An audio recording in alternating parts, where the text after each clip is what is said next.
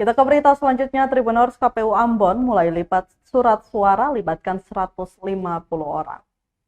Komisi Pemilihan Umum atau KPU Kota Ambon mulai menyortir dan melipat surat suara pemilihan gubernur dan wakil gubernur serta wali kota dan wakil wali kota dalam Pilkada 2024. Kegiatan sortir dan pelipatan surat suara tersebut berlangsung di Gedung Sportol, Karangpanjang, Ambon, Selasa 29 Oktober 2024.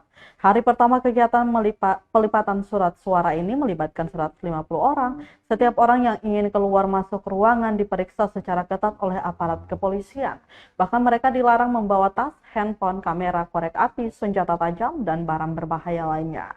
Hari pertama kegiatan pelipatan ini melibatkan sebanyak 150 orang. Ketua KPU Ambon Kaharudin Mahmud mengatakan, download Tribun X sekarang, menghadirkan lokal menjadi Indonesia.